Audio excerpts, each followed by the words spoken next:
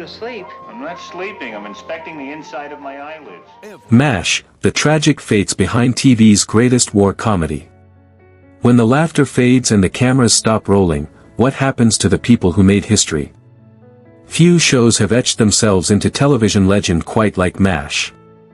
A comedy set in the bloody chaos of the Korean War, ironic, jarring, brilliant. It was never supposed to last more than a season or two.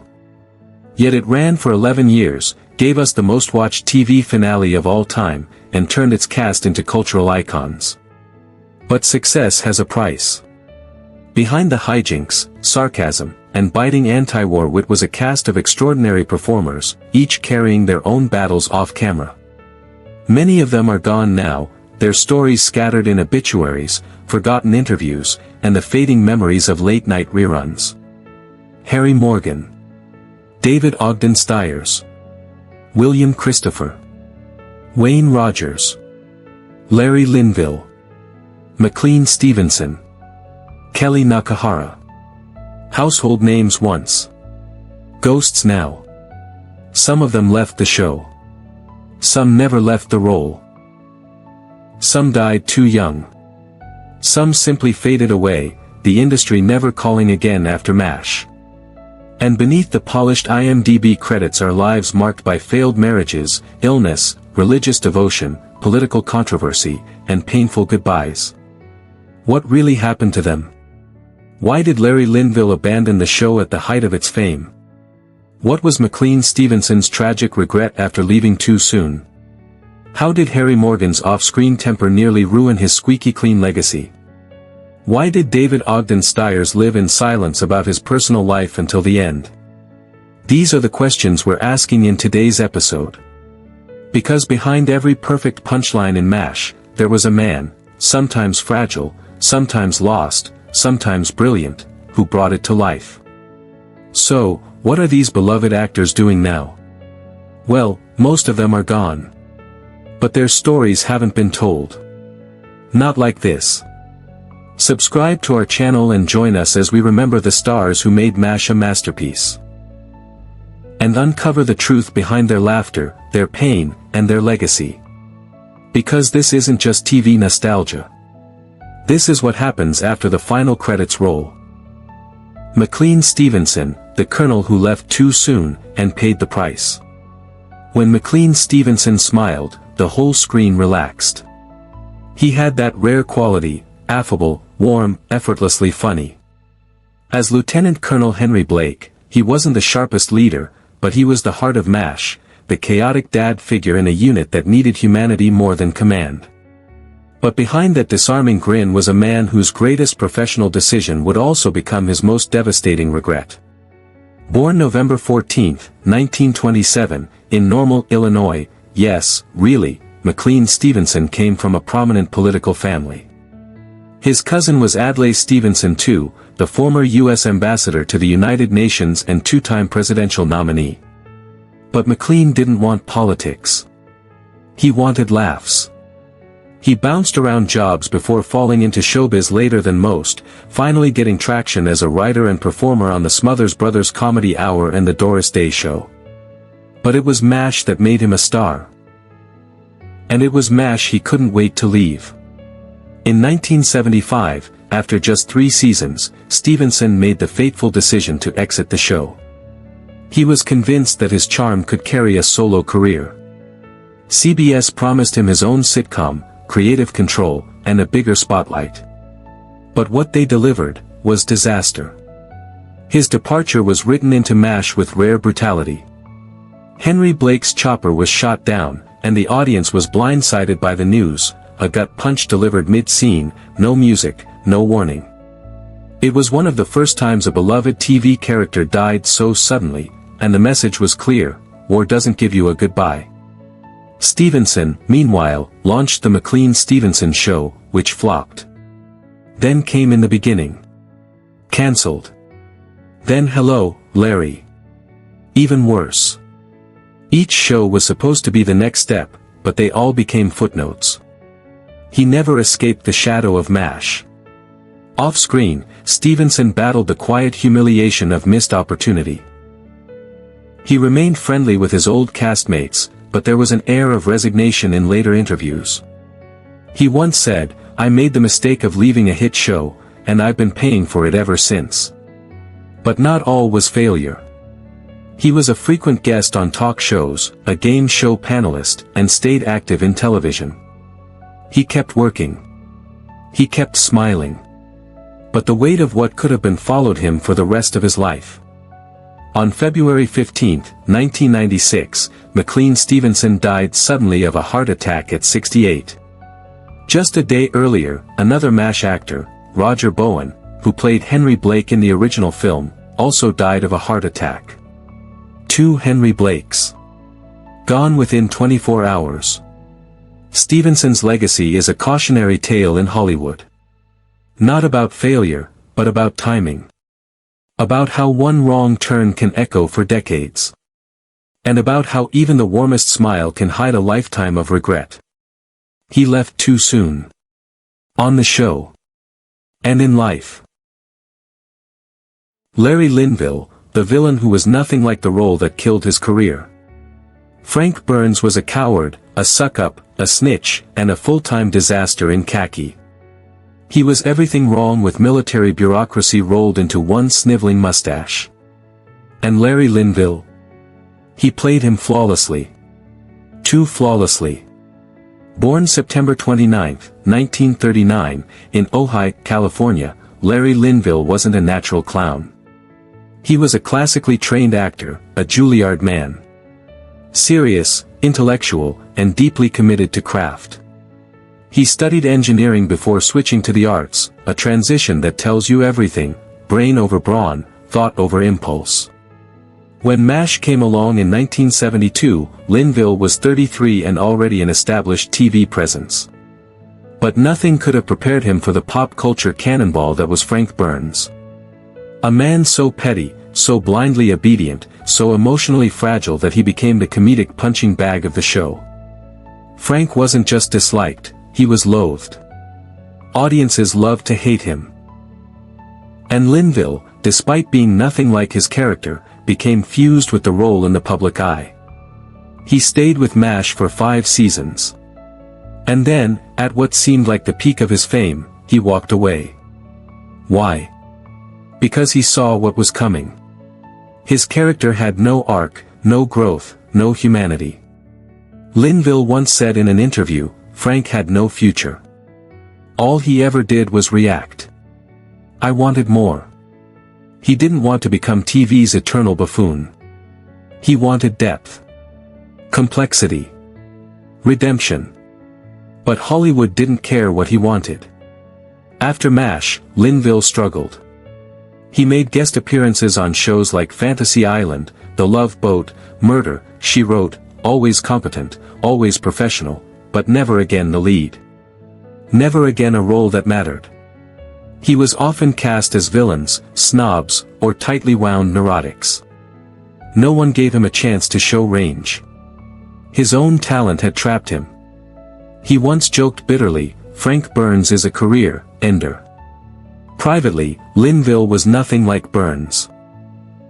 Friends and colleagues described him as gentle, generous, a thinker. He was married 5 times, something tabloids like to exploit, but those close to him said he was always searching for connection, not scandal. In 1998, Linville was diagnosed with cancer. He underwent surgery to remove part of his lung. The treatment seemed successful, until it wasn't. On April 10, 2000, he died of pneumonia-related complications. He was 60. There was no grand tribute. No Emmy retrospective. Just a few short paragraphs, and one unforgettable legacy. Larry Linville made you hate Frank Burns. And in doing so, he made MASH greater. But in the end, the role he played too well, played him right out of the spotlight. He deserved better. But then again, so did Frank. Harry Morgan, the beloved Colonel with a darker side. To millions, he was Colonel Sherman T. Potter, the no-nonsense, horse-loving commander who replaced chaos with calm at the 4077th. When he walked into MASH in Season 4, the tone shifted. The laughter was still there, but it was smarter, more grounded. And that was Harry Morgan's magic. He made the war feel survivable. But the man behind the mustache wasn't always so stable. Born April 10, 1915, in Detroit, Michigan, Harry Morgan began his career not in the military, but in law school. He dropped out to pursue acting in the 1930s, starting in stage productions before transitioning to film. He was never a matinee idol, too gravel-voiced, too stern, but he quickly became one of Hollywood's most reliable character actors. By the 1950s and 60s, he was everywhere: Dragnet, The Big Clock, High Noon, and Inherit the Wind. He wasn't flashy, but he was rock solid. And when MASH offered him a guest spot in Season 3, playing a completely different character than Potter, no one knew it would lead to one of the most beloved performances in TV history. When he returned in Season 4 as Colonel Potter, he brought heart. He wasn't as bumbling as Henry Blake or as absurd as Frank Burns. He was a real leader, someone who had seen things, lost things, survived things. Morgan played him with restraint and wisdom, often delivering more with a glance than a monologue. Audiences adored him. Critics praised him.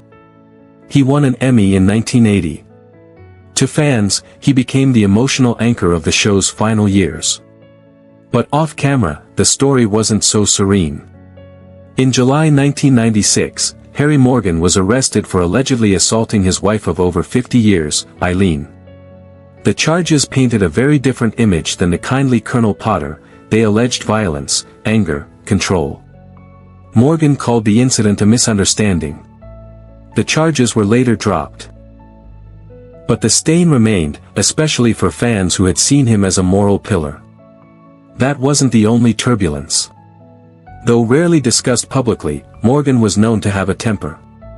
Co-stars often described him as kind and generous, but also intense, easily frustrated, especially when things didn't meet his standards. He was a professional, but not always easy. After MASH, Morgan continued acting, reprising his role in the spin-off After MASH, and making appearances in shows like Third Rock from the Sun. But his heart was always with MASH. He often said it was the highlight of his career, the place where he finally got to show the full spectrum of who he was as an actor. He died peacefully in his sleep on December 7, 2011, at the age of 96.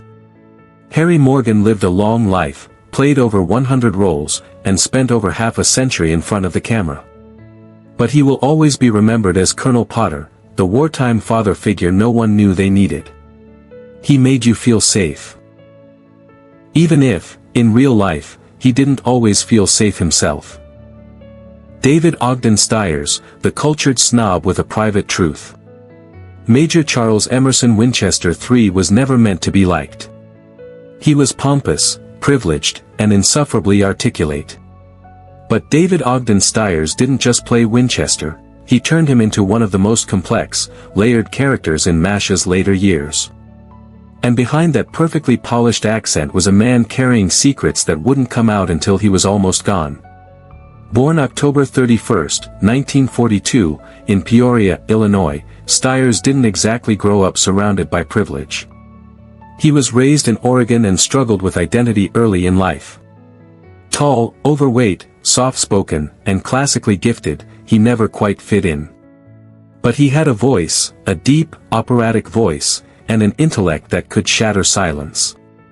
He studied at Juilliard, trained alongside Robin Williams and Christopher Reeve, but was never the leading man. He was too different, too intimidatingly smart, too not Hollywood. When he joined MASH in Season 6, taking over the antagonist role after Larry Linville's Frank Burns, expectations were low. But Stiers did something radical, he gave his character dignity. Winchester was still arrogant, yes, but he was brilliant, cultured, and, occasionally, heartbreakingly human. Under his sneer was vulnerability. And audiences felt it. In one unforgettable episode, Winchester loses a patient, a young man with a gift for classical music. In another, he secretly donates warm coats to orphans and pretends he never cared. These weren't just lines. These were moments. And Stiers delivered them with a trembling restraint that made him unforgettable. Off camera, he was a mystery. He kept his personal life almost completely hidden. Never married. Rarely seen in tabloids. He was known for being private to the point of invisibility. Friends and colleagues respected it. But some whispered. Rumors swirled for years, but Stiers never commented. Until 2009. At 66, he came out as gay in an interview with ABC News. Quietly. Gracefully. No fanfare. He said, "I wish to spend my life's twilight being honest." It was a moment of profound vulnerability, especially coming from a generation of actors taught to hide everything. Stiers later admitted that he had stayed closeted to protect his career. Hollywood, even MASH's progressive corner of it, wasn't always safe for a gay actor in the 1970s and 80s. And so, like Winchester, he wore armor, intelligence, sarcasm, distance. After MASH, Stiers reinvented himself yet again, this time, as a voice actor. He became part of Disney royalty, voicing Cogsworth in Beauty and the Beast, Governor Ratcliffe in Pocahontas, and Dr. Jumba in Lilo and Stitch. His voice was unmistakable, rich, operatic, tinged with gravitas. But he also became a conductor. A real one. He led symphonies in Oregon and California, living out the refined passions of his MASH character in real life. Art and intellect weren't just roles for him, they were his refuge. He died on March 3, 2018, at the age of 75, from bladder cancer. Quietly. With dignity. As he had lived. David Ogden Stiers was more than a character actor. He was a craftsman. A scholar. A man who wore layers of armor for decades, until he finally laid them down. In MASH, he gave us a man who never stopped proving his worth. In real life, he proved that vulnerability is the ultimate strength. William Christopher, the gentle soul who was more than a father figure. He wasn't the loudest. He wasn't the funniest. He didn't even get the best punchlines. But in a sea of sarcasm and satire, Father Francis Mulcahy, played with aching sincerity by William Christopher, was the soul of MASH. And when he spoke, people listened. Born October 20, 1932, in Evanston, Illinois, William Christopher grew up in a conservative Methodist household and later graduated from Wesleyan University with a degree in drama. He was never a scene stealer, not in the conventional sense, but he had a quiet gravity that made him impossible to ignore. Before MASH, Christopher cut his teeth in supporting roles on sitcoms like Gomer Pyle, USMC, and Hogan's Heroes. He played the mild-mannered neighbor, the nervous clerk, the shy assistant, always the background man, always likable. But nothing prepared him for the subtle complexity of Father Mulcahy. When he joined MASH in Season 1, replacing George Morgan, who played the priest in the pilot, Christopher brought more than just acting. He brought humanity. His father Mulcahy wasn't just a cardboard cutout of Christian virtue, he was compassionate, angry when necessary, self-doubting, and sometimes even heartbreaking. In a war zone, he wasn't just the one who prayed. He was the one who stayed. What few people knew at the time was that Christopher's off-screen life was equally committed to healing. He and his wife Barbara had a son, Ned, who was diagnosed with autism, at a time when support and understanding for autistic children was virtually non-existent. Christopher and his wife became tireless advocates for autism awareness, co-authoring a book called Mixed Blessings about their parenting journey. For him, acting wasn't just a job. It was a platform. And he used it. While other cast members chased bigger roles or distanced themselves from their characters after MASH, Christopher did the opposite. He embraced Father Mulcahy. He reprised the role in After MASH, continued supporting veterans' causes, and appeared at fan conventions, always with a genuine warmth. But not everything in his career went smoothly. Though he was beloved, he was often underused. His character frequently disappeared from key episodes. Studio politics and tight scripts pushed him to the margins. Yet Christopher never complained publicly. He simply kept showing up, delivering lines that felt like real prayers, even when the cameras stopped. In his final years, he battled cancer. He died on December 31, 2016, at the age of 84, at his home in Pasadena. His wife was by his side. William Christopher never made headlines. He never courted controversy. But he made you believe that kindness could exist in hell, whether on the battlefield or on a soundstage. He didn't play a man of God. He lived like one. And in the cynical world of MASH, that might have been the most radical performance of all. Kellye Nakahara, the unsung heroine who became a symbol without saying much. She didn't have the screen time. She didn't have the monologues. She wasn't even a part of the opening credits.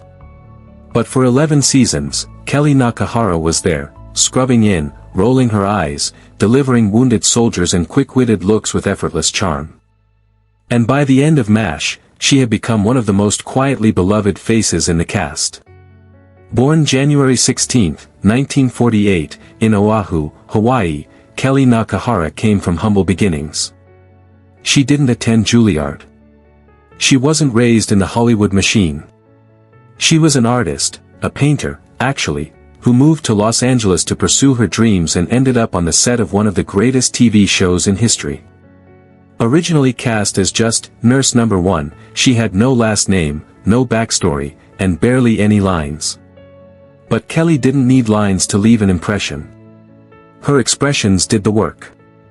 Her body language told the story. And slowly, organically, the writers started to give her more. By season 4, she was Nurse Kelly Yamato, a fully formed character with quirks, pride, and humanity. In a show dominated by white men, Kellye Nakahara's presence was radical, even if no one talked about it at the time. She was a woman of color in the 1970s, playing a competent, confident professional. She wasn't sexualized. She wasn't a caricature. She was just real. And that made her iconic. One of her most memorable moments came in a later episode, when she confronts Hawkeye for overlooking her, emotionally and romantically, despite her loyalty and intelligence. It was a rare moment of empowerment for a character who'd spent years in the background. And Nakahara nailed it. With calm dignity and restrained anger, she made sure you never forgot her again. Off-screen, she was just as fierce. Kellye Nakahara was a devoted wife, mother, and artist. After MASH, she returned to her first passion, watercolor painting. Her work was exhibited in galleries across the U.S., often capturing rural scenes and Hawaiian landscapes. She was proud of her Japanese heritage and used her voice to promote Asian American visibility in the arts, long before it was trending. She also continued to act occasionally, appearing in shows like Little House on the Prairie and films like Clue, as the memorable cook, but she never chased stardom. She didn't need to. She had already carved her place in pop culture history, not by screaming for attention, but by earning it quietly. She died of cancer on February 16, 2020, at the age of 72. There were no major headlines. No red carpet tributes. Just an outpouring of love from fans who remembered her not as an actress, but as a presence. Constant. Comforting. Genuine. Kellye Nakahara never stole the spotlight. She was the light. Wayne Rogers, the rebel surgeon who walked out without regret. Before there was Hawkeye and BJ, there was Hawkeye and Trapper. And if Alan Alda was the heart of MASH, then Wayne Rogers was its original rhythm, quick, sharp, and unpredictable. Born April 7, 1933, in Birmingham, Alabama, Wayne Rogers seemed cut from Southern charm, but he was far more than just charisma. A Princeton graduate with a degree in history and a brief stint in the Navy, Rogers brought brains to every room he entered, and, later, into every contract he signed. In MASH, he played Captain Trapper John McIntyre, a womanizer, prankster, and fast-talking surgeon whose chemistry with Alda's Hawkeye was so strong, it practically lifted the show off the ground in its early seasons. They were a duo. A rhythm. A rapid-fire machine of anti-war cynicism and locker room irreverence. But something was off behind the scenes. By the end of season 3, Rogers had grown frustrated. Despite being pitched as an equal lead to Alan Alda, he felt increasingly sidelined. Hawkeye was getting more screen time, deeper character development, and, crucially, more creative control. Rogers wasn't just unhappy with the writing. He was furious with how the producers ignored the contract they had, verbally, promised him. So, he did what few actors at the time would dare. He walked. No grand farewell. No emotional exit. Just gone. When season 4 aired, Trapper had already left. No goodbye. No reunion. It was television's equivalent of a silent breakup. And Rogers? He was not sorry.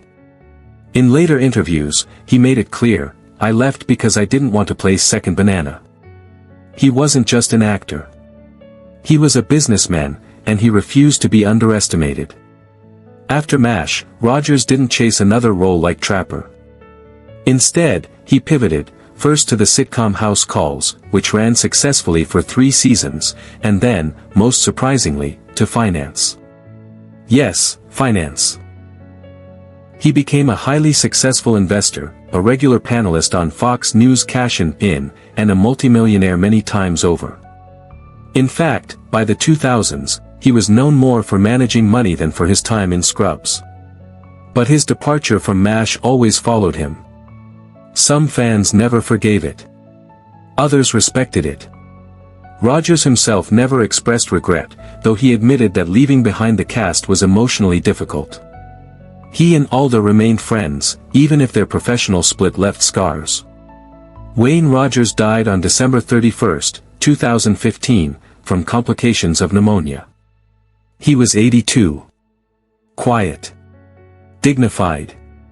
And still, defiantly his own man. He may have walked away from one of the greatest shows in TV history. But he walked tall. And on his terms. Because Wayne Rogers wasn't just Trapper John. He was the guy who knew when to exit, and never looked back. MASH didn't just change television. It changed the people who watched it. It made us laugh at things we weren't supposed to. It made us cry when we thought we were safe. And above all, it made us feel human, even in the middle of madness. But for all the brilliance that flickered on screen, the real story was always behind the camera. It was in the actors who bled into their roles. Who carried the weight of the world off camera. Who made their characters unforgettable, and then disappeared. McLean Stevenson walked away from MASH thinking he was chasing freedom. Instead, he spent the rest of his life haunted by what he left behind. Larry Linville played one of television's most hated men, so well that he was never fully allowed to be anything else again. Harry Morgan brought strength and stillness to the chaos, but in his own life, there were storms he never quite outran. David Ogden Stiers wore arrogance like armor, not just on screen, but off. Hiding truths he wouldn't share until decades later. William Christopher wasn't just playing a man of faith. He was one. Quietly, persistently, and with more compassion than most actors ever find in a lifetime. Kellye Nakahara never had the lead. Never got the spotlight. But she showed up, for 11 years, and became the heart of a hospital that desperately needed one. Wayne Rogers was the rebel. The one who left early. The one who said no to the machine, and still found a way to win, even if it was far from the stage lights. They were the ones who built MASH. And they're the ones we lost. Each death was its own farewell. Some quiet. Some sudden. Some expected. All devastating. But their stories don't end with obituaries or closing credits. Not if we remember. Not if we keep remembering. Because MASH wasn't just a show. It was a war zone for the soul, and these 7 actors walked through it with everything they had. So here's to the ones who made us laugh. Who made us think. Who made us care. And if you believe, like we do, that their stories still deserve to be heard, then hit subscribe. Stick around. Because behind every great show is a cast of legends who never truly left.